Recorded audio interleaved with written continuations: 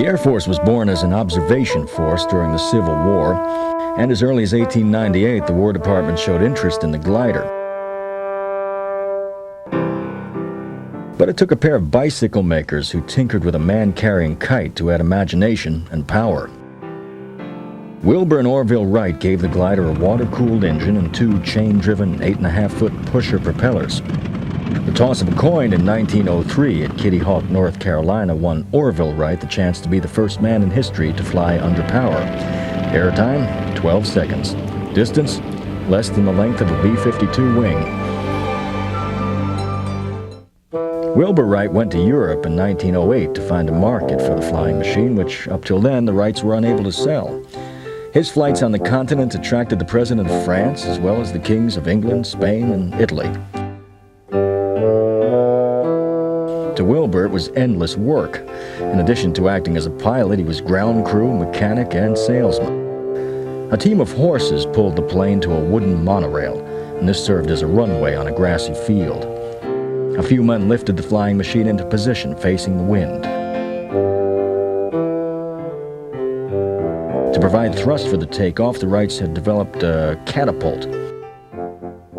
The props were spun, the engine kicked over. Wilbur and his passenger, a French journalist, took seats on the lower wing and braced themselves for an exciting ride.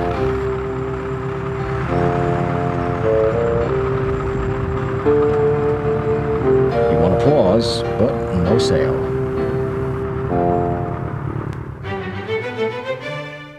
Back in America, encouraged by President Teddy Roosevelt, the War Department opened bids for a heavier-than-air flying machine. Signal Corps specifications required that it carry two persons a distance of 125 miles at an average speed of 40 miles an hour. The Wrights signed a stiff contract. Finally, at Fort Myer, Virginia, they flew a machine that was accepted as U.S. Army Airplane No. 1. By 1913, 41 Army pilots were decorated with these gold military aviator wings. Among them was Lieutenant Henry Hap Arnold, who later, as commanding general of the Army Air Forces, led 2.5 million airmen to victory in World War II. Another aviation pioneer, Ben Curtis, also built early Army trainers. Soon more inventors improved the machine with tractor instead of pusher propellers, and the Army began to see the airplane as a promising weapons system.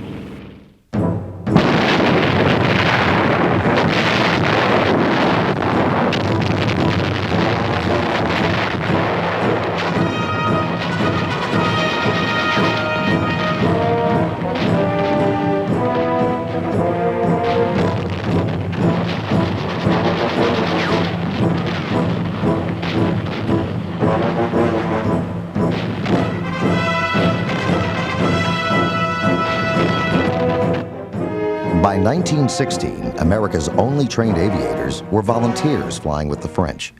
They were the famous Lafayette Escadrille.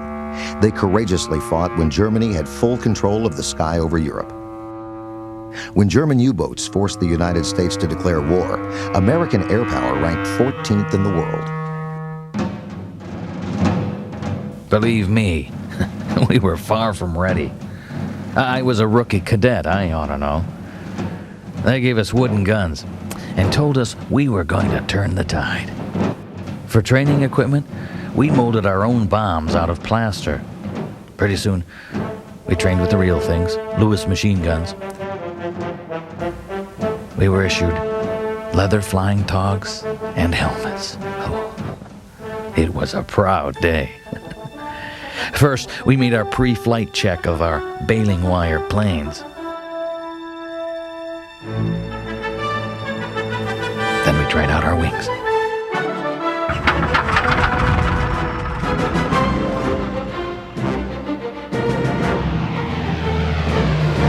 "50 hours in the air, a few bombs, and we were ready for advanced training overseas." America was producing airmen, but didn't have a single fighting airplane. Newton Backer, Secretary of War, insisted, "Supremacy of the air in modern warfare is essential." President Woodrow Wilson proposed $600 million to meet the needs of military aviation. While Congress debated, the newly minted pilots were dispatched over there. Though they went without airplanes, they did go in style. Camouflaged luxury liners, like the Leviathan, were used as troop ships.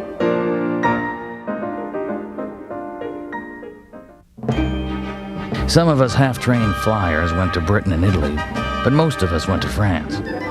There we found cities of wooden barracks and muddy streets. In outdoor classes, we practiced gunnery. Wooden models taught us how to lead an airplane with our fire. Battle-tested flyers took time out from the war to show us how to handle a stick. Finally, we soloed. The first ride was always a thrill and a bumpy experience.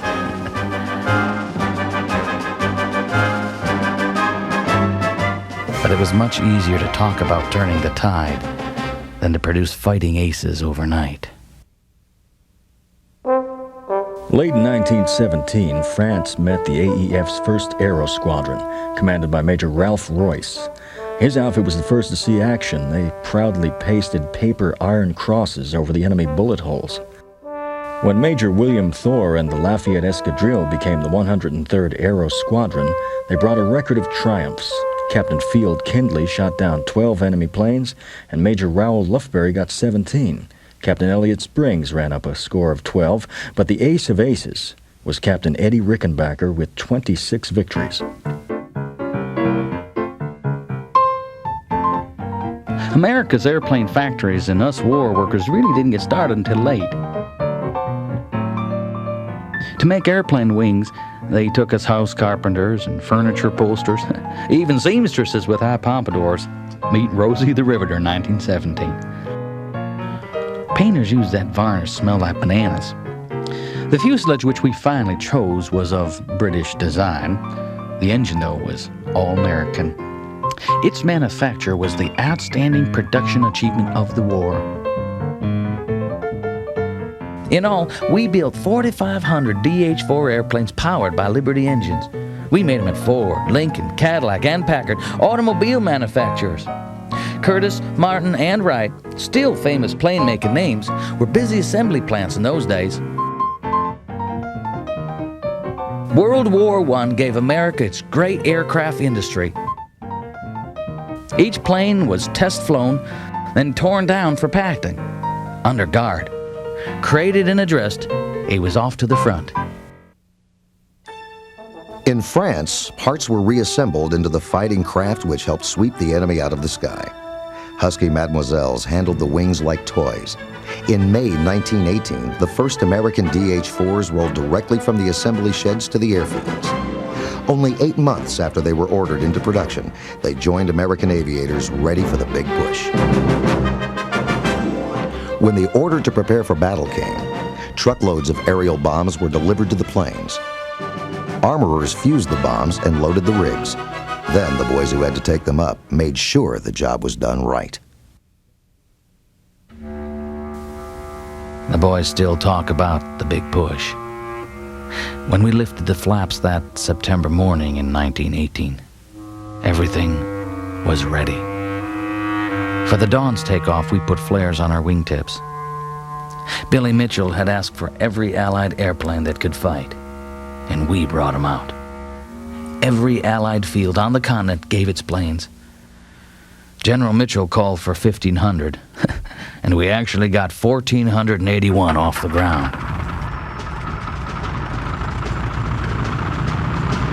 Wooden props bit into the air, and the engines began to rev up. Our mission was to control the skies above the San Mahil sector. This was the 1st Army's field of battle. Some had orders to bomb and strafe enemy installations, others to engage the Germans in the air. This was it. Each pilot had been carefully briefed for his part in the mission. U.S. aviators in 609 American planes, now a solid part of Allied air power, rose to attack. Germany put Albatross, Fokkers, more than 30 different types of planes in action to fly no-man's land patrols. Some Germans dropped bombs by hand on American troops.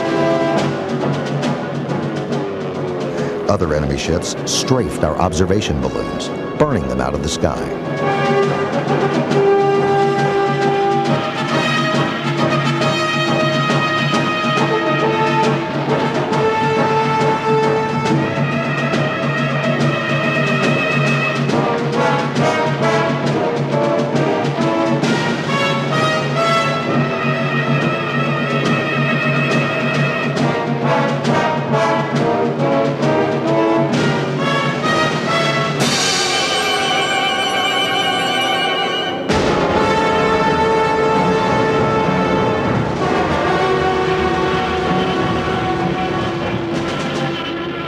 was a slower, more personal kind of air war than we're used to now. Combatants could see each other's eyes, and when an aircraft headed down, its attacker could watch his foe struggle to escape.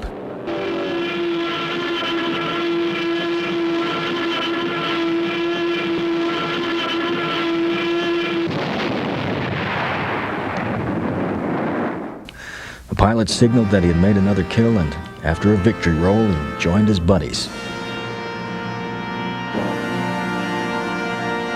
Allied air power struck back in force. The sky was a beehive of battle. The Allies overwhelmed their air defense, winning and holding air superiority. It was almost the same a few weeks later in the Meuse-Argonne offensive, the most notable aerial effort of the war. November 11th, 1918, everyone celebrated the armistice in the Times Squares of the world. In France, our airmen had earned the admiration of the Allies. While victory flags still waved, America cut the Army Air Force by 95%. Many airmen, such as Captain Eddie Rickenbacker, left the service and adjusted themselves to the rigors of civilian life. Those who stayed in turned their battle skills to peacetime endeavors. Rickenbacker left the service and adjusted themselves to the rigors of civilian life. Those who stayed in turned their battle skills to peacetime endeavors. The U.S. Airmail Service was pioneered by the Army, as much to spur improvements in aircraft technology as improvements in postal service. The Postmaster General picked one of us Army pilots to be the first to fly the mail. President Wilson and the First Lady addressed a letter to the Postmaster of New York City. Witnesses watched the first airmail letter being posted. Lack of instruments and navigation maps made flying tough. But we hope jobs like this would increase public confidence in our abilities. With the mail sacked up and ready to go, Wilson and the pilot discussed the proposed flight. Meanwhile, the 4 sacks were stashed away in the open cockpit. Then the pilot climbed aboard and taxied off. Less than 22 miles from Washington, the pilot put down in a field hopelessly lost. The first airmail was delivered by a second AAF pilot who followed the railroad tracks to New York. The pilots who most captured the public's eye, and who probably did more to promote aviation than any others, were barnstormers. With $50 war surplus trainers and a complete disregard for the law of gravity, they worked their drafty offices only a few seconds a day.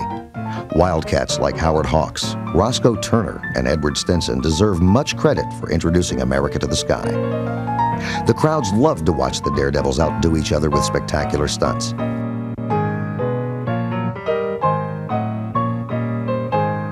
The steady-flying Jenny Standard Army trainer was the barnstormer's favorite perch. Although some of the more reckless civilian flyers gave aviation a black eye, most of them helped America lead the world toward the air age. Wherever there was business enough, the gypsy flyer settled down. He bought a bigger plane, rented a larger cow pasture, and often gave free rides, especially to the ladies. Rides with every modern convenience. Eventually, there grew up the private intercity taxi services which flew millions of miles, direct ancestors of today's big commercial lines. After the war, Congress set up the Air Service as a permanent combat element and permitted training to start again. We studied aerial photography. As the eyes of the Army, one of the Air Service's primary missions was reconnaissance. Our main tool was a high-speed aerial camera. After the pictures were taken, the glass plates were developed. Then a lab man made contact prints. Finally, these overlapping pictures were cut up and pasted down as a mosaic.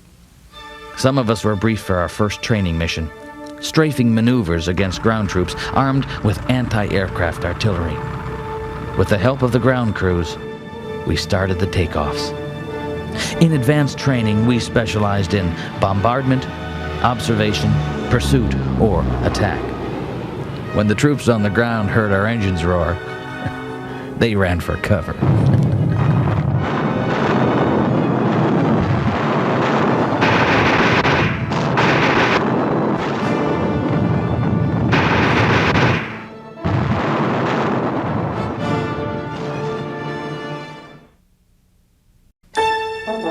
After more than a year of the toughest training in the world, the newest members of the Air Service took off to do their part in building America's early air power.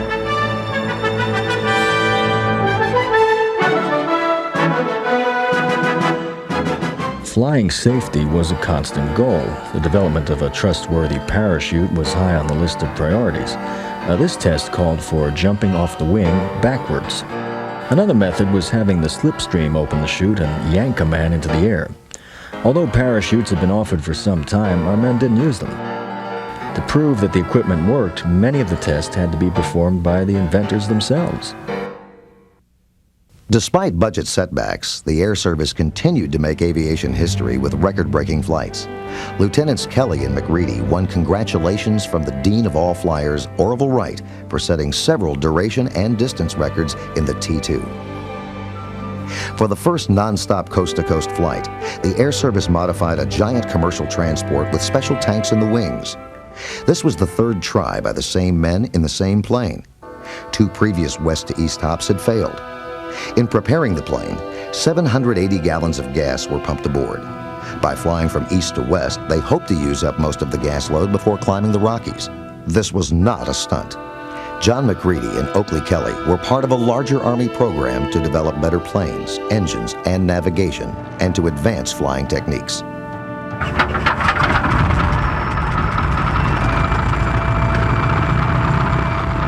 As the prop was spun, history took note of May 2nd, 1923 as a memorable day. One of the tensest moments was the takeoff. Would the monoplane, now weighing 10,000 pounds, clear the Curtiss hangars at the far end of the field? It did.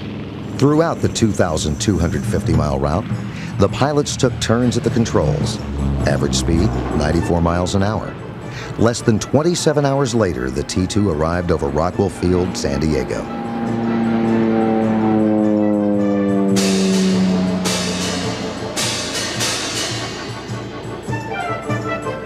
After spanning a continent, the huge plane and its 2-man crew settled down to Earth, and the single Liberty engine now taxied the T-2 toward the excited crowds. By covering the greatest distance ever made in a single cross-country flight, Kelly and McReady proved that eventually, in a national emergency, troops could be transported from one coast to the other in little more than a day. It was an amazing feat, considering only 20 short years had passed since that landmark 12-second flight in Kitty Hawk, North Carolina.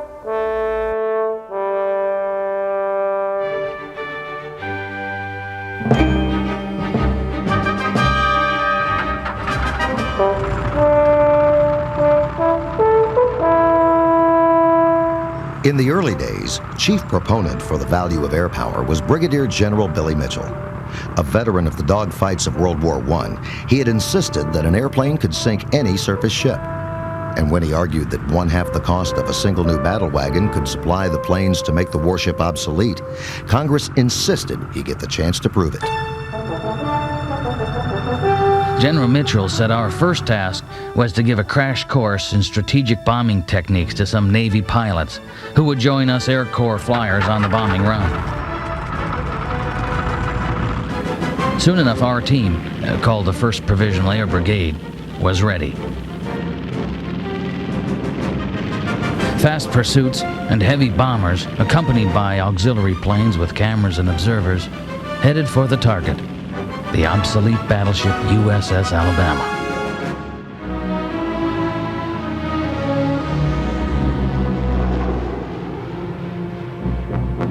Through the use of phosphorus bombs, we demonstrated that fast planes could bomb accurately enough to hit a moving ship.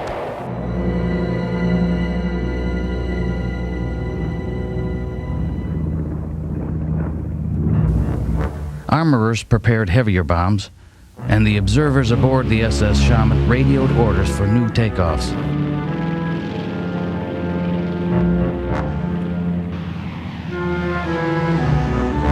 Again, our bombers displayed remarkable precision. But even when more bombs finally sank the Alabama, the Joint Board was unconvinced. 2 years later, Billy Mitchell and his men prepared for a new series of battleship bombing tests, this time against the obsolete battle wagons New Jersey and Virginia. The 1923 tests attracted even more widespread public and official attention. On the deck of the San Miguel were General Pershing, Admiral Shoemaker, Assistant Secretary of War Davis, and the new Air Chief, General Patrick. The target sat and waited for a 2,000-pound bomb to be dropped from 10,000 feet. We had learned that a near miss was the body blow that weakened the hull, setting up a target for the knockout punch. Mitchell's Air Brigade had become more and more expert and could lay those eggs anywhere.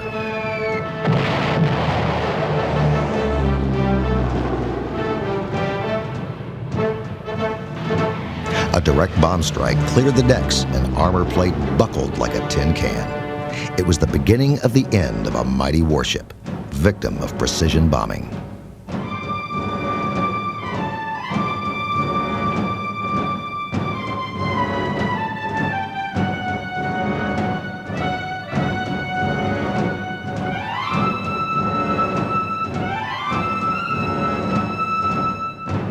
When the Virginia showed her keel, her surrender was complete.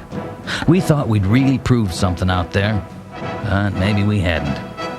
For 10 years after the armistice, the job handed America's Air Service was a secondary one, support of the ground forces.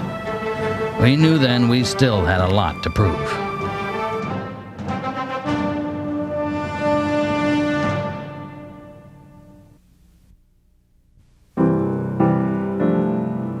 (1924). The entire nation, as well as the crowds in Boston Harbor, waited to cheer the first round-the-world flyers.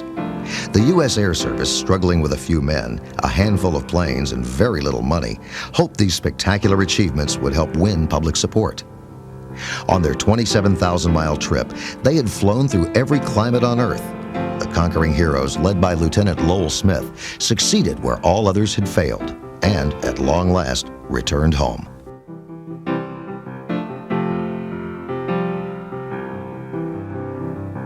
These six, Harding, Nelson, L.P. Arnold, Wade, Ogden, and Smith, together had reduced the size of the Earth.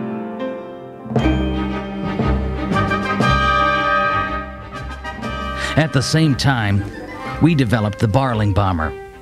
For crew, we had pilots Lieutenant Harris and Muir Fairchild, the designer Barling, and engineer Culver. They climbed through the hatch of the monster, which had been shipped to Wright Field in sections. From his open cockpit, the commander surveyed the man of war and ordered his crew chief to start the 6 Liberty engines. 4 of these were tractors, while 2 worked as pushers. With everything checked, the pilot gave the signal to taxi toward the takeoff point on the grassy runway.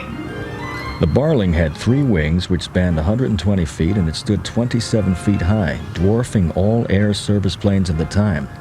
Meet the Super Dreadnought, the largest long-range load-carrying heavy bomber in the U.S. During construction, it had raised many eyebrows. The plane cost somewhere near $500,000, an astronomical sum for a new, untested airplane, especially when the total air service budget was so small.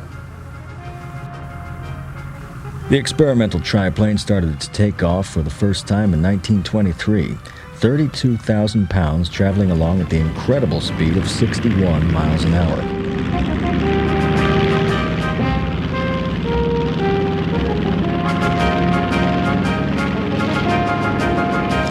When it couldn't climb over the Appalachian Mountains, the Barling was grounded, and it was used to solve engineering problems. It certainly influenced the development of the B-17. Whether the public realized it or not, we were building an Air Force. In 1926, Frederick Patterson, head of a group of Ohio businessmen, broke ground for the greatest military aerodrome in the world in a pasture that the Wright brothers had used for some of their earliest experiments. 2 years later, Orville Wright raised the flag at the dedication ceremony. I couldn't believe my eyes when I saw who turned out. Secretary of War Davis, Judge Kennesaw Landis, Assistant Secretary Truby Davison, Air Corps Chief General Patrick, and many others. Overhead, Squadrons of the latest planes passed in review and hailed Wright Field.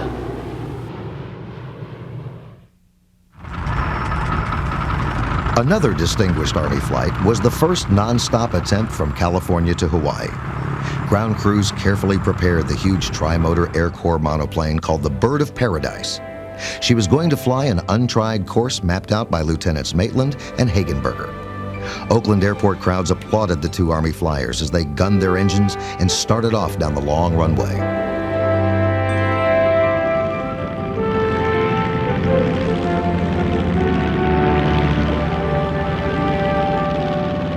Hundreds of gallons of gas made a heavy and dangerous load.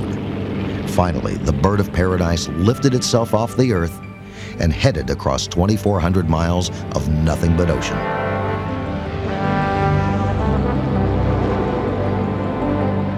Using instruments he had designed and developed himself, Hagenberger guided Maitland straight to their goal, a tiny spot of land in the vast Pacific.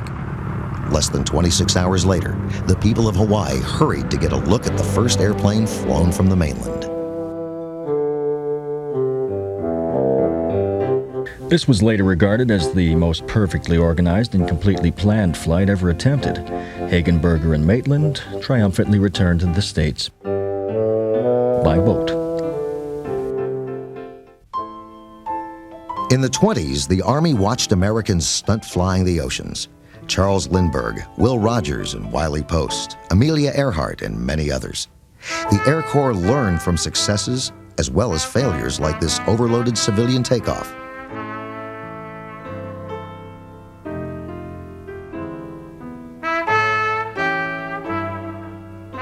Luckily, Ruth Elder and her pilot were only slightly injured. In the search for greater range, very important to air defense, we sent up the famous question mark to try mid-air refueling. Well, the idea was as simple as tapping a beer barrel at 70 miles an hour. First, the tanker plane let down a gas line. After a crewman aboard the question mark caught the hose, contact was made.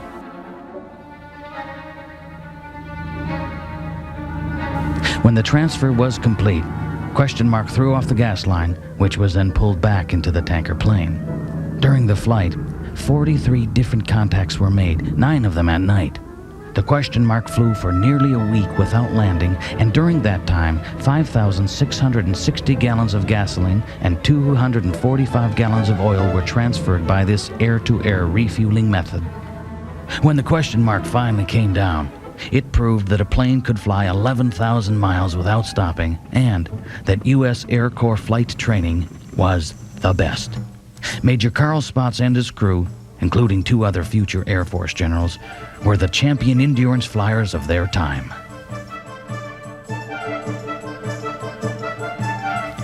This was the beginning of the idea that the Air Corps could deliver a payload anywhere on Earth. Even in 1929, the United States Air Arm had shown that strategic operations could be extended to cover half the globe. The question mark's engines showed only trivial wear. If it hadn't been for a plugged grease outlet, who knows how many more days they could have stayed aloft. In 1934, we put the new B-10s to the test. Lieutenant Colonel Hap Arnold led a team of 29 officers and men on a long-range test flight from Washington, D.C. to Fairbanks, Alaska. Our mission was to fly over a seemingly endless amount of Alaskan territory, identify and photograph strategic landing areas, and to figure out if it would be possible to send an Air Force to Alaska in an emergency. On the return trip from Juneau to Seattle, the crews flew nonstop 990 miles through some of the most treacherous, foggy rainstorms I've ever seen. It was a tough trip, but an important one. Airplanes had already crossed the North Atlantic and the North Pacific. Eventually, why couldn't enemy aircraft follow the icy meridian straight over the top of the Earth? We knew if we could survive the trip, so could the enemy. If they wanted to bomb the United States from the Arctic, technically, they could. Maneuvers like these demonstrated the vital need for a cold weather testing program. Air Corps flight crews spent months in the frozen Alaskan tundra testing and retesting how well their planes would respond to the extreme cold.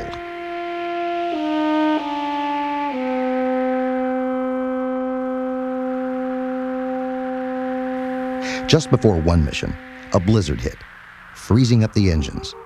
The men found the crankcase oil became a solid mass.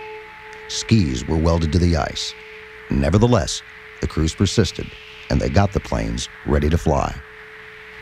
Under the most difficult field conditions and working in frigid temperatures without de-icers, without electrically heated suits, and an open cockpit, the Army Air Corps trained to defend America.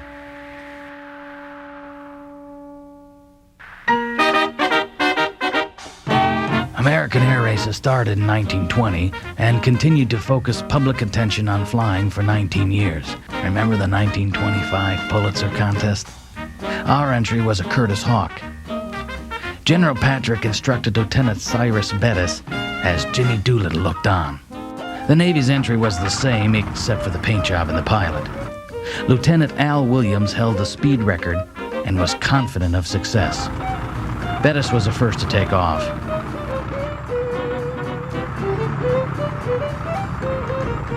On another section of the field, the ground crew straightened the Navy plane, and Williams sped away.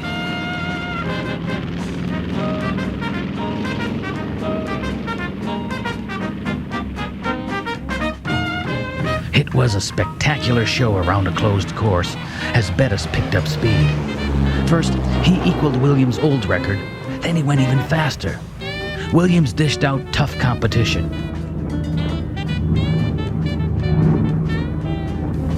Even before Bettis came in for his landing, everyone knew that the Army had won. The new speed king of the year was Cyrus Bettis, who averaged 249 miles an hour. The Navy entry averaged 242 miles an hour and was given second honors.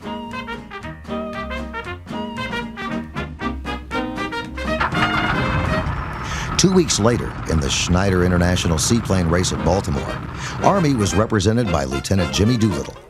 The Navy was in this one too. They both flew Hawks fitted with floats. Britain entered a Napier, Italy a Macchi. The float planes took to the sea. Doolittle was the first to respond to the signal.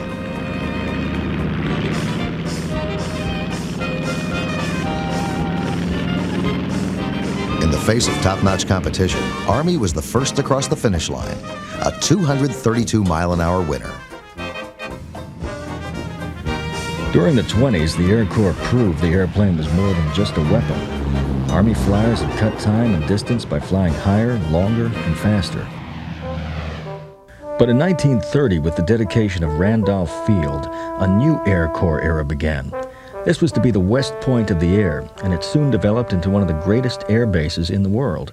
To this Texas air city came headquarters for the Army Air Corps Training Center. We held large-scale maneuvers in 1931 over the northeast quarter of the nation. Veteran flyer General Benjamin Falloy, who was to be named Chief of the Air Corps before the year was out, announced that this was the greatest concentration of Army Air Corps planes ever attempted. We had brought to Dayton, Ohio, almost 700 Martin, Keystone, and Curtiss two-engine bombers, backed by squadrons of swift Boeing P-12 pursuits. For a 9-day period, air crews practiced combat maneuvers with all types of military aircraft, flying almost 2 million air miles. Outside San Antonio, Texas, the 3rd Attack Group, one of Hoyt Vandenberg's early outfits, developed techniques to destroy enemy planes on the ground. For targets, they used Weary Willies, a polite name for worn-out and obsolete aircraft. Each Keystone dropped a string of 3 bombs. The lesson? Enemy planes destroyed on the ground can never menace the skies. In the States, we agents of the Indian Bureau had asked the War Department to help us get food to the snowbound Navajo tribes in Arizona. The 11th Bomb Squad came to us from March Field. After the flyers wrapped the supplies in blankets and fastened them to the bomb shackles, they hung the mercy bundles inside the plane like bombs.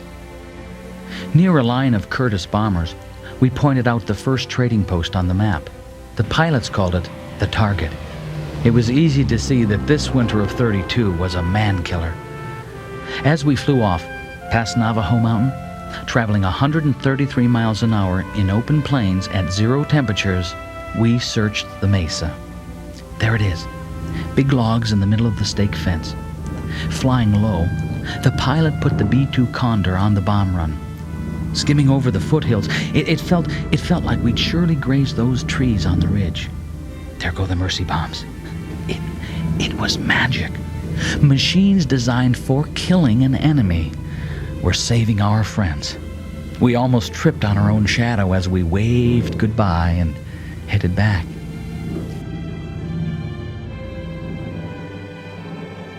Agents on the scene reported that by dropping 15 tons of supplies, the Air Corps had saved entire families.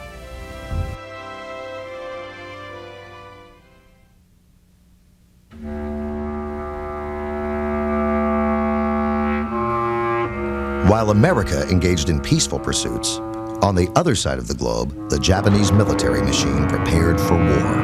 In the fall of 1931, her army and air force swarmed over Manchuria in a coordinated attack unlike any other in history.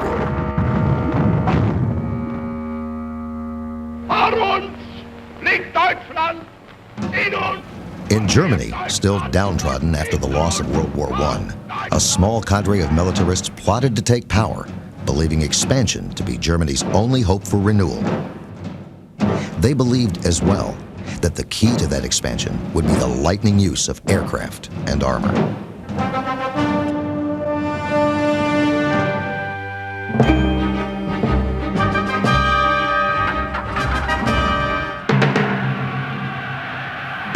Much of the world made the mistake of laughing at Adolf Hitler. He was, in a way, a comical figure. Small and dark, with a toothbrush mustache and a prison record, he convinced the Germans that Germany could regain what it had lost in World War I and more. From 1933 on, his leaders made their party gatherings in the city of Nuremberg a tremendous spectacle. The Nazis filled the streets with uniformed street sweepers and ditch diggers. Within 6 years, fully militarized and trained as Germany's Wehrmacht and Luftwaffe, they threatened the freedom of the world. Back home, military aviation took a back seat to civil needs.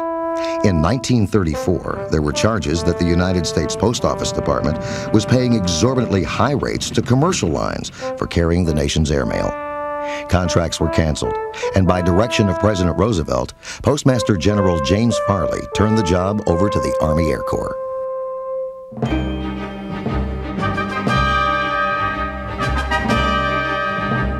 In obsolete planes, including open cockpit fighters and trainers, the Air Corps maintained day and night airmail schedules. In spite of weather and the lack of equipment, we tackled the job as though flying the mail was a series of combat missions. Operating from airfields, which still used World War I searchlights, and flying without a beacon system, crashes were inevitable. We lost some good men. The nation wondered how the Air Corps could ever carry bombs if it couldn't carry mail.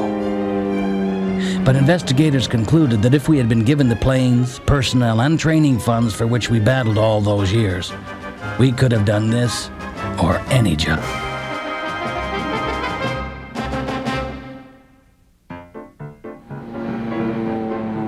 The 30s also began to see a change in Army aircraft design, as engineers brought on sleek monoplanes with all-metal construction. General Benjamin Falloy had urged the aviation industry to compete in the building of a faster bomber. Boeing delivered the 163-mile-an-hour B-9. The same year, Boeing took a powerful 600-horsepower Pratt & Whitney engine and strapped on a rugged 24-foot airframe. They called the results a P-26, one of the first all-metal fighters. Pitted against the B-9, the Boeing fighter and bomber put each other through their paces. The fighter had a top speed of 230 miles an hour, easily outrunning the B-9 bomber and many other planes of the period.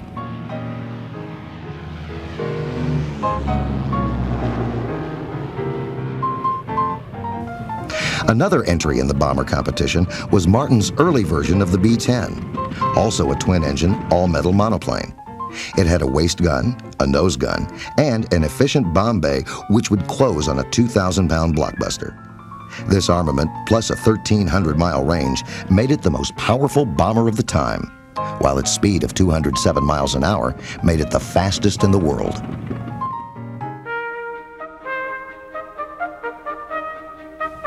At West Point, where the Army's future officers were schooled, the only flight training for cadets up to June 1935 was the time they put in flying over the hurdles during the cavalry maneuvers. But the class of '36 was the first to start aviation indoctrination. To Mitchell Field, New York, came 279 cadets in 3 separate groups under command of Air Training Officer Major Omar M. Bradley. In 1 week, each group got a crash course in aircraft familiarization, gunnery, and engines. And after extensive ground coursework, they actually got 20 hours of flight time.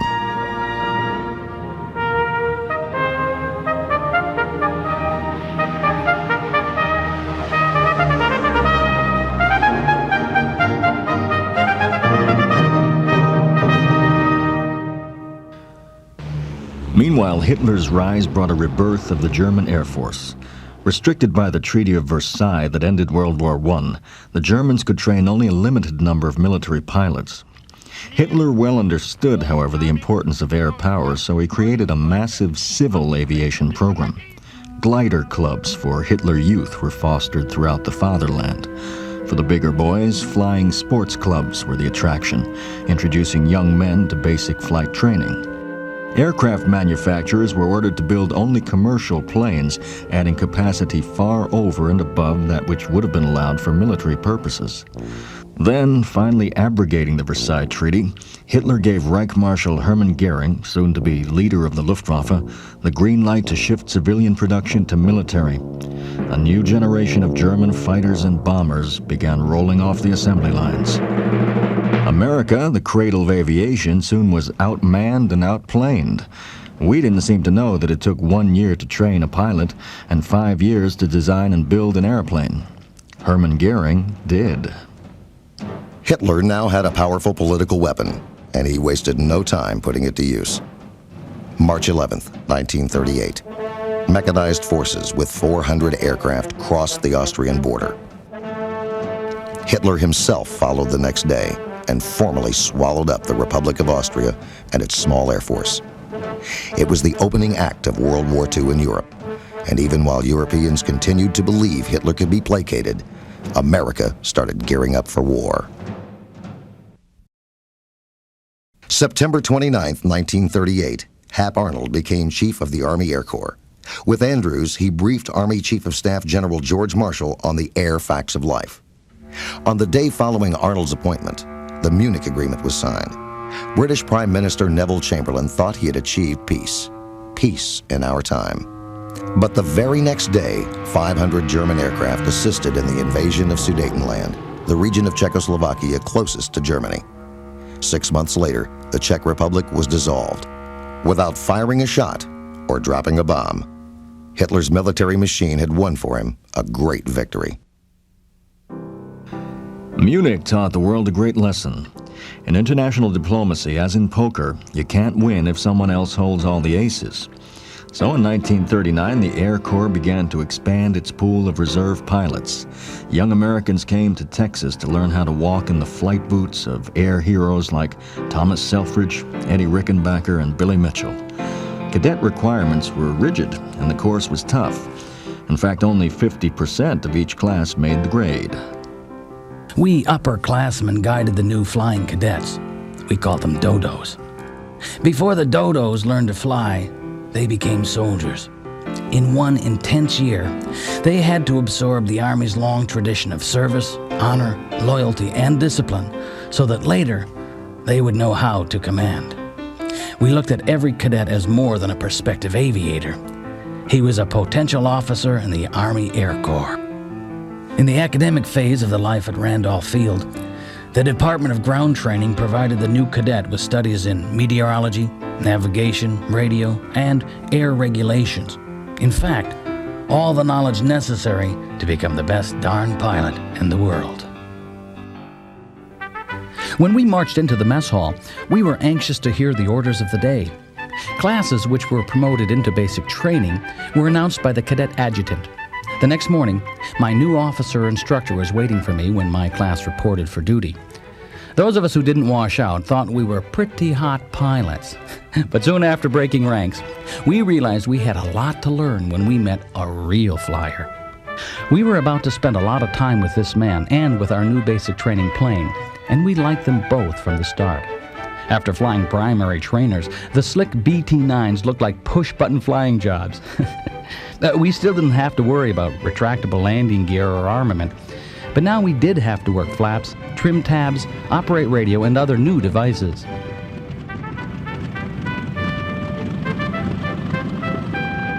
There was so much aerial activity at Randolph Field that some joker figured we used to fly 3 times around the Earth each day. Flying formations and cross-country, we covered more square miles than there are in the state of Texas.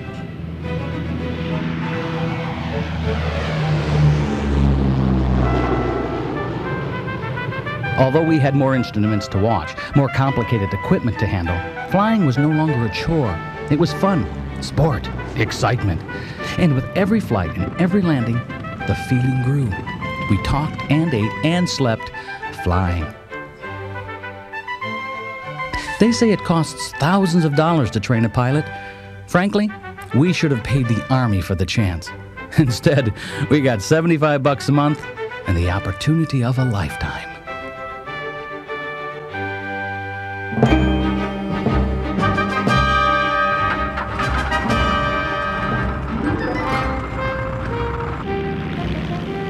For advanced training, we sent the fledgling flyer to nearby Kelly Field. There he flew an AT-6.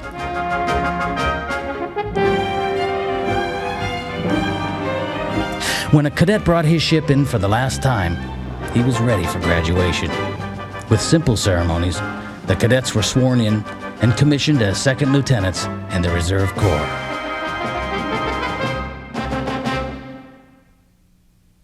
(1939).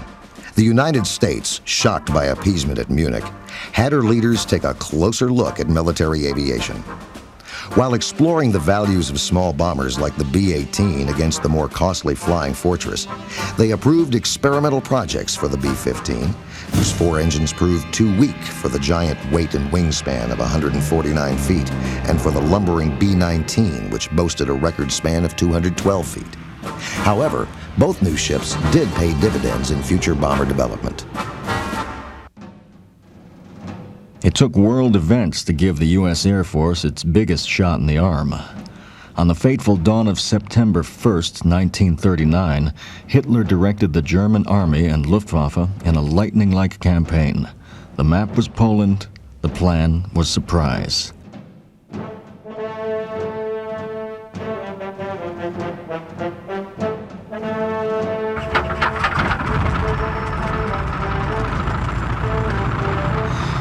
"20 years before, President Wilson had warned us that any future war will inevitably open with great aerial activity.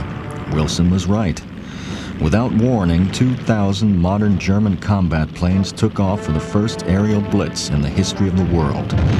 With its earth-shattering overture played by strafing Stuka, World War II began.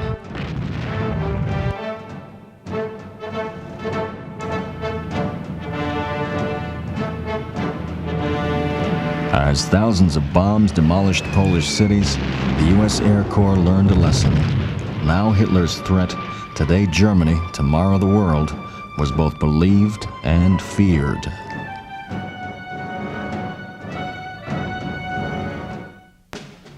In the United States, the president proclaimed a national emergency, and we immediately put a huge expansion program into operation. From an all-volunteer group of 23,000 in 1939, the Air Corps grew 100-fold as more volunteers and draftees joined up. As General Arnold declared, the Air Corps had to become the largest single educational organization in a very short time. We were an army of specialists. In schools all over the country, We learned our trades from experts and became airplane mechanics, cooks and bakers, communications men, bombardiers, armorers, meteorologists. We learned hundreds of technical jobs. And finally, we were a tremendous team of skilled Americans who knew how to keep them flying.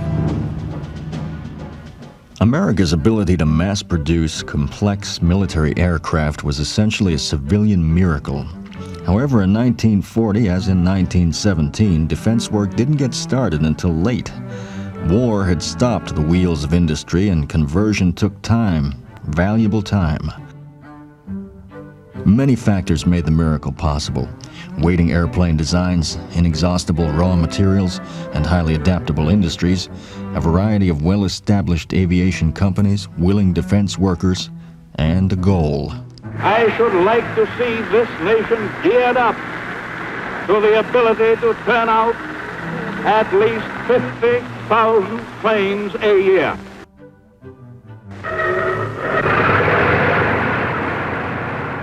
Many said this was impossible, but the new models were ready. B-25 Mitchell by North American, P-38 Lightning by Lockheed, B-26 Marauder by Martin, B-39 Air Cobra by Bell, B-24 Liberator by Consolidated, and P-40 Kitty Hawk by Curtiss. But 50,000 aircraft meant speeding up from 2,000 planes a year to more than 4,000 planes per month.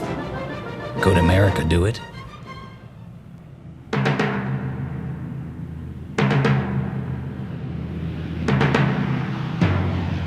When German forces led by Heer Luftwaffe began to overrun the map of Europe early in 1940, across Denmark and Norway, then southward speeding over Holland and Belgium towards France, the air war that everyone feared had in fact started. The sparkling Luftwaffe was repeating its Polish success as it paved the way for advancing tanks. They crushed 3.5 million French soldiers.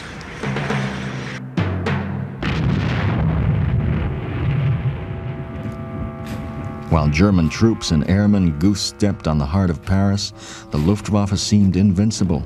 But the triumphs of 1939 and 40 had all been scored against weak opposition. After the French surrender June 22nd, only the British Royal Air Force remained for the Luftwaffe to conquer. The test of strength soon came. The battle for Britain. The RAF was ready, but outnumbered. Warned of the approaching attack, their fighter command sprang to the task of trying to hold off the invasion, while Britain's spotters and warning centers tracked the enemy planes. The outnumbered few fought back with more than blood, sweat, toil, and tears. British pilots shot down over friendly soil returned to action in days. Their Nazi counterparts spent the rest of the war in POW camps. The loss of pilots devastated the Luftwaffe. Then, Goering switched to night raids. Repeated raids on southern ports and shipping were furious. London was still the main target, but British people would not buckle. Britain was saved.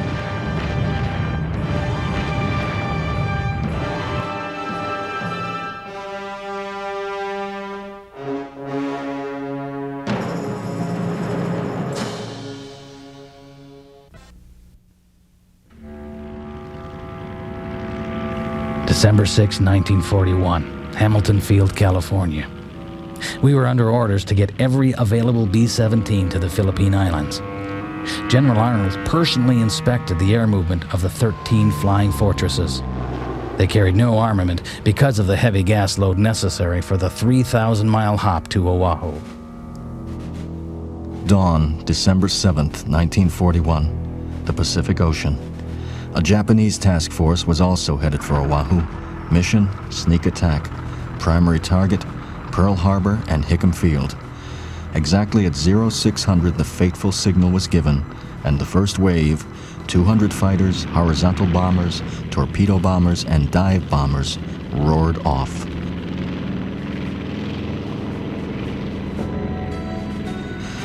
Pearl was an ideal target because, through greater fear of sabotage than air attack, ships and planes had been brought together rather than dispersed. When our B-17s from California finally approached the island, Our engines were heard by some of our men at Pearl and Hickam.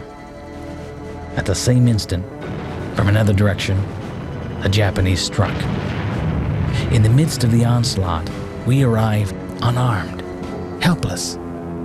We could do no more than find a place to land.